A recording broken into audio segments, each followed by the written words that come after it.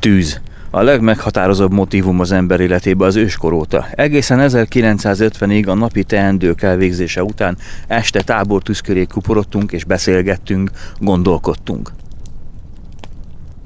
1950-ben megjelent a televízió, leváltotta a tábortüzet, és bár együtt maradtunk, már nem beszélgettünk és nem gondolkodtunk. Napjainkra magányosan ülünk a kanapénkon, a saját kütyünkbe belemerülve, nem törődve másokkal, gondolatok nélkül, és elfelejtjük, hogy az a tűz valahol még ég, és csak arra vár, hogy köré üljünk, beszélgessünk és gondolkozzunk.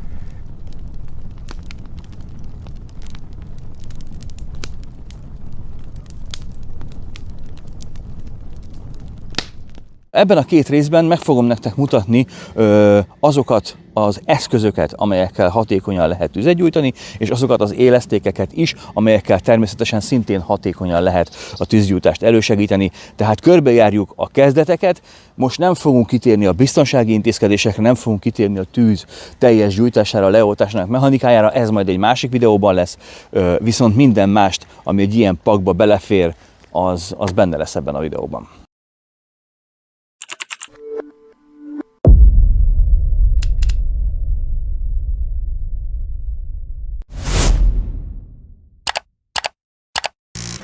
A tűz az egyik legfontosabb, legmegkerülhetetlenebb dolog az outdoor közegben. A tűznek köszönhetően tudunk vizet forralni, vizet melegíteni, ételeket készíteni, ruhát szárítani, sterilizálni, felmelegedni, a testhőmérsékletünket szabályozni. A táborunkat is általában a tűz köré építjük, ezen felül természetesen védekező funkciókat is ellát, és hát nagyon jól jöhet túlélési szituációkban is. Nem mellesleg hangulati elemként is működik, ahogy az idézet is elmondta, az ember körbeül és nem csinál más, csak hallgatja a ropogó fa hangját. Szerintem az egyik legromantikusabb dolog az erdőben este, amikor az állatok neszét hallgatod, semmi más zaj nincsen, csak a tábortűz ropogó hangja. Az éremnek ugye mindig két oldala van, mutassuk meg a kevésbé pozitív dolgot, és ez az ellentmondás igazi lényege, mert hogy ez a dolog, ez a témakör, a tűz alaposan túl van hype-olva, túl van értékelve a mai outdoor világban. Először is a legfontosabb dolog az, hogy a 12 hónapból kb. 7 hónapban nem tudunk tüzet gyújtani kint, mivel korlátozások vannak, ugye tűzgyújtási korlátozások vannak, ez köszönhető a melegnek, a szárazságnak, és a maradék 5 hónap, amikor nagyjából 5 hónap, durván 5 hónap, az pedig esőkkel, szelekkel tarkított, tehát azért ez nem úgy működik, hogy minden túrán látványos és hangulatos tüzet tudunk gyújtani, és emellett erre egy komplett iparág épült, szerintem talán a legdurvább, legnépesebb iparág, mert a tűzgyújtásnak most már 1000 féle készre kapható csomagolt verziója létezik, és észrevettem, hogy a tartalomgyártó, tartalomkészítő YouTube-os úriemberek ugye bemutatják a felszerelésükbe a tűzkész csomagot, ami gyakran ekkora, mint amit itt láttok, és benne van legalább 30 féle módszer, hogyan kell tüzet gyújtani, ami így első nekifutásra jónak tűnik, de ez véleményem szerint a túlbiztosításának a túlbiztosítása. Ebben a csomagban, amit itt látok, a következő 2 rész teljes tartalmi anyaga benne van, és hogyha egy kicsi időt rászántok és gyakoroltok, akkor nem lesz szükségetek egy ekkora pakra, elég lesz helyette egy ilyen kis fityula, és ebben a 3 napra elegendő tábortűz indításához szükséges eszközök benne vannak. Természetesen ugye ezt gyakorolni kell, emellé kell némi tapasztalatot szerezni, de utána az ember össze tudja rakni. Szerintem helyet, tömeget spórolsz meg, és igazából a tudásodra hagyatkozva minél kisebb eszközzel is hatékonyan tudsz majd tüzet gyújtani az erdőbe. Nézzétek meg, hogy mennyi minden fért ebbe bele. Éleszték.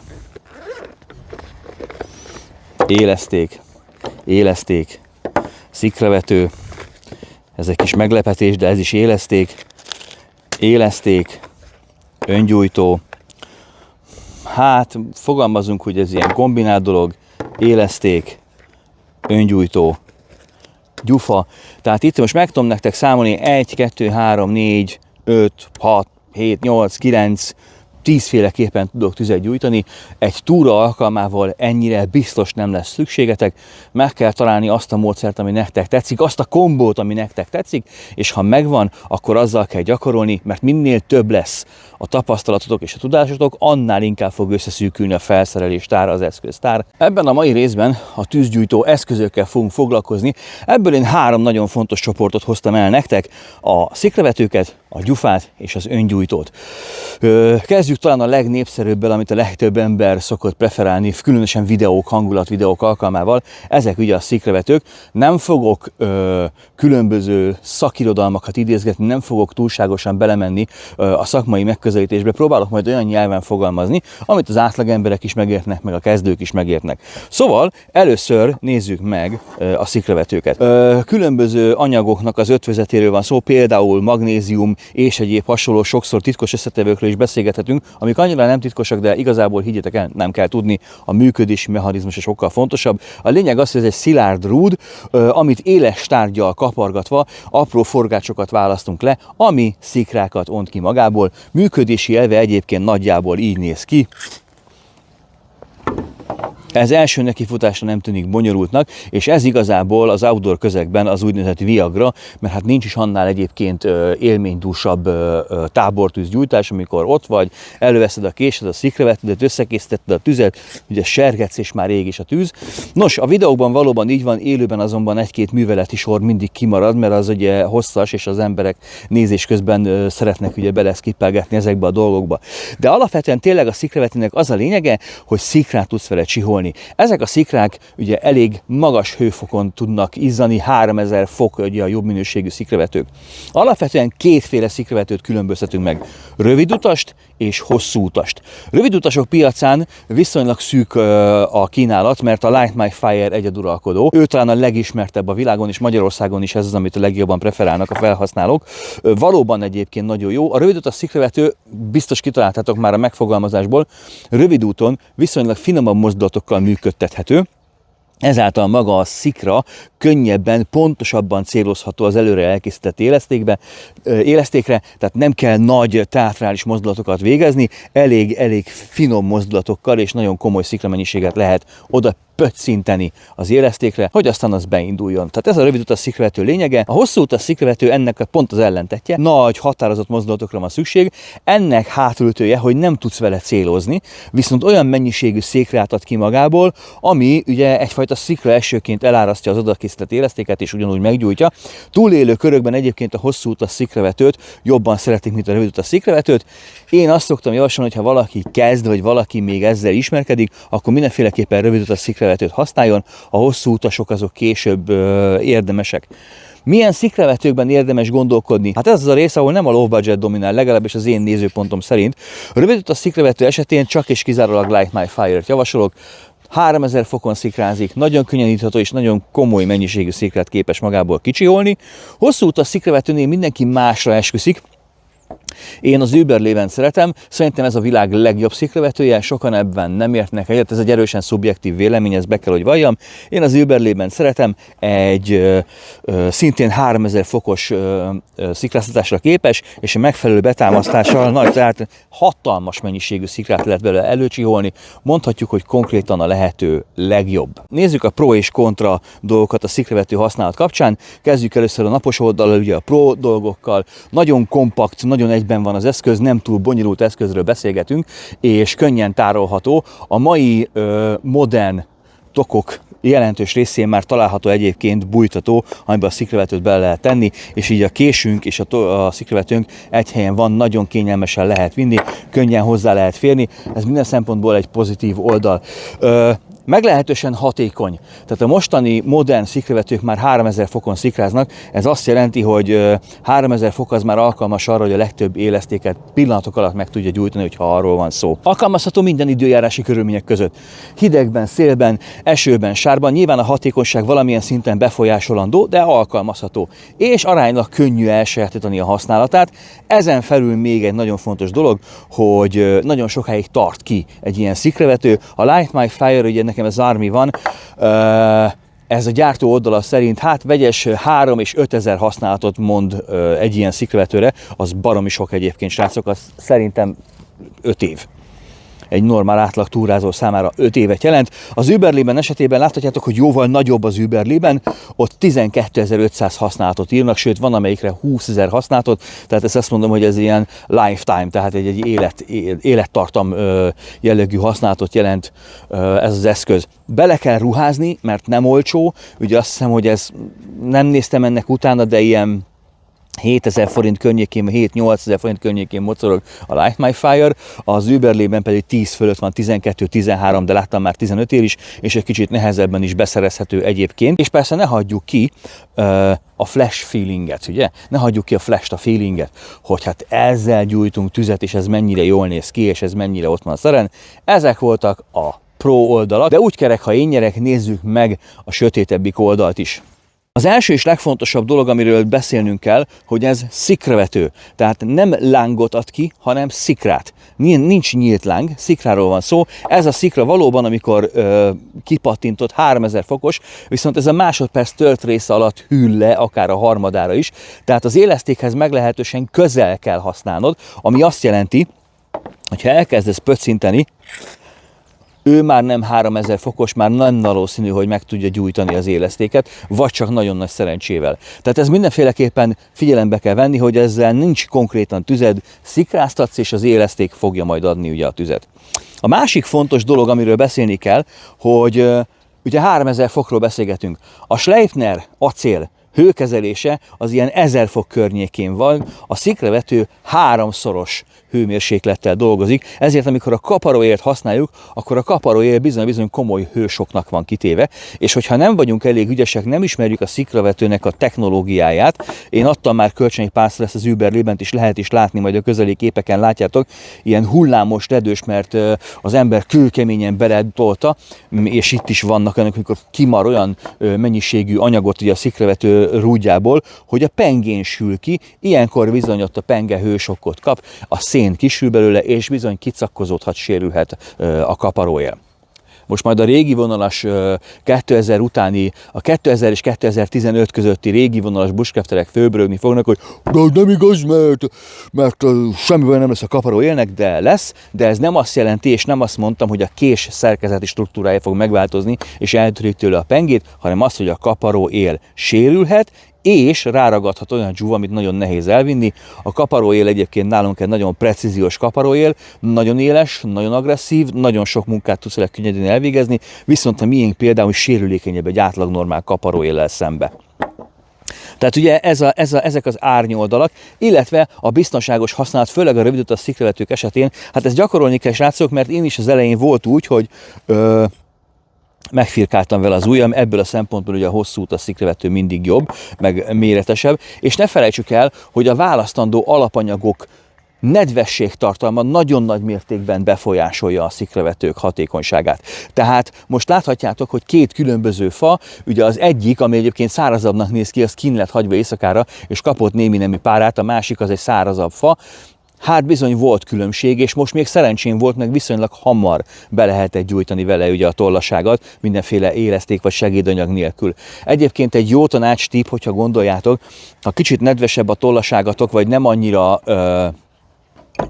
loknis, nem annyira fanször, meg paróka, akkor célszerű egymás után többször ugyanoda pöccinteni a szikrát, mert az a hőmérséklet, amit ő kiad, az egyben szárítja is a fát, és általában a sokadik, 5., 6., 10., 15-re meg fogja gyújtani azt a tollaságot is. Ami viszont fontos, hogy ha nem sikerül, akkor ne legyetek idegesek, mert minél idegesebbek vagytok, annál jobban kezdek el elmarni a szikravetőt, több fogy az anyagból teljesen feleslegesen, és a kaparóért is meg tudjátok terhelni.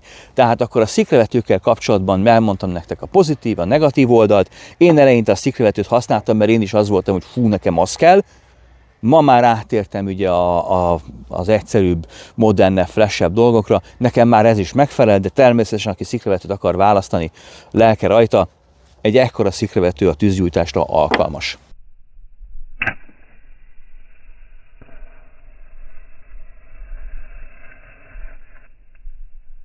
Azért apukáink szociál kempingezéssel, sátrazással, lakókocsizással az mindig eszünkbe jutatja a jó öreg gyufát, és a gyufa valóban egy nagyon hatékony eszköz, teljesen jól fog működni. A gyufa viszont, főleg ebben az outdoor szekcióban, meg a military szekcióban elég komoly változásokon ment keresztül, tehát egy bizonyos szinttől eljutott egy bizonyos szintig, ugye vannak egyszer ugye a normál, hagyományos gyufák, amiket itt láthatsz, nagyon egyszerű, egy mozdulattal könnyen gyújtható, és egyébként lángot ad, tehát egyből lánggal dolgozunk. Viszont elég hamar elég, és szélben, meg esőben ezt nem igazán fogod tudni használni. Vannak még ugye az úgynevezett minden felületen gyulladó gyufák, ezt láthatjátok is. Én ezeket is szeretem, mert például ez az NC Design remekül alkalmas ezeknek a gyufáknak az indítására. Különböző katonai jellegű gyufák is léteznek, de hogyha beljebb akartok menni a gyufák esetén, akkor már vannak különböző vihargyufák, meg szélálló gyufák. A szélálló gyufák azok általában az erős szélben egyfajta hosszú szikráztatással égnek, ezért nem tudja őket ugye elfújni a szél, tudjátok ekkor is használni ezeket az eszközöket, viszont nem vízállóak, tehát vizes közegben nem fogod tudni meggyújtani. És ezek az úgynevezett Stormtroop gyufák, ezek vizes használat közben is tökéletesen fognak tudni működni. Ezeknek az egyik hátulütője, ezeknek az úgynevezett mindenen keresztül égő gyufáknak, hogy drága.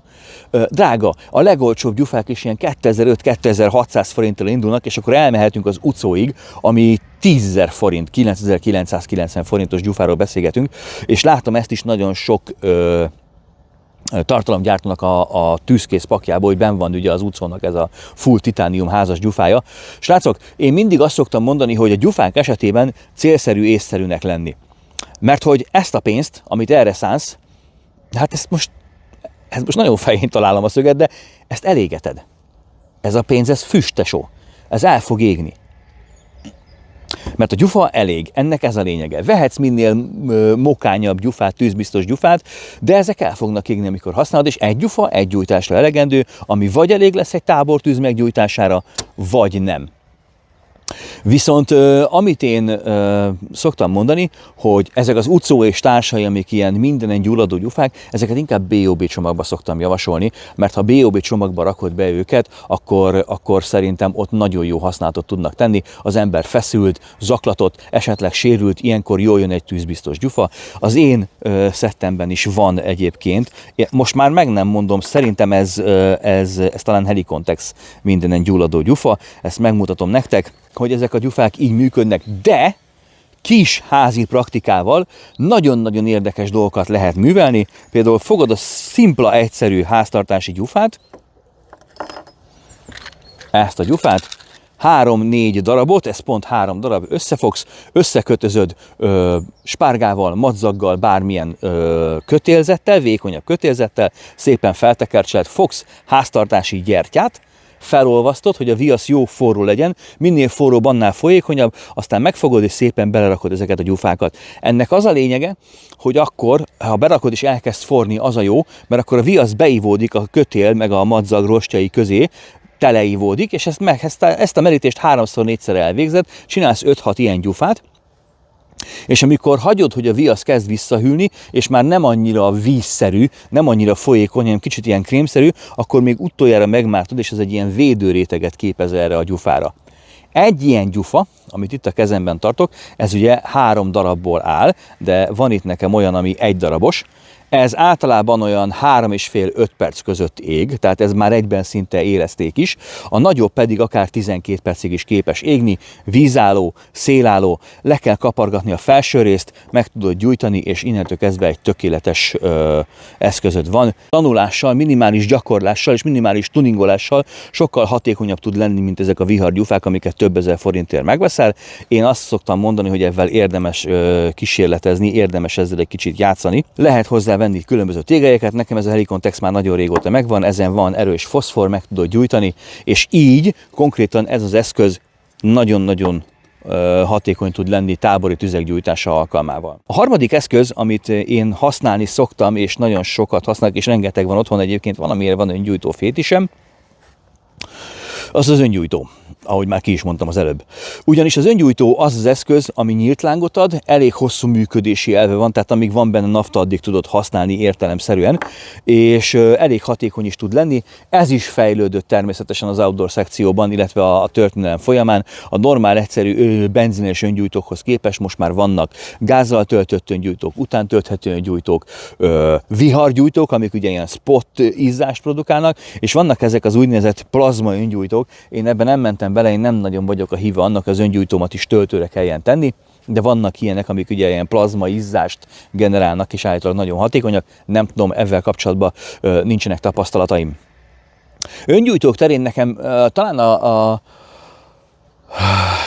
A régebbről itt maradt nézők emlékeznek, hogy nekem volt egy Helicontex Exotac öngyújtóm, egy benzines, 30 000 forintos volt. Nos, ez úgy, ahogy van, darabra is hullott.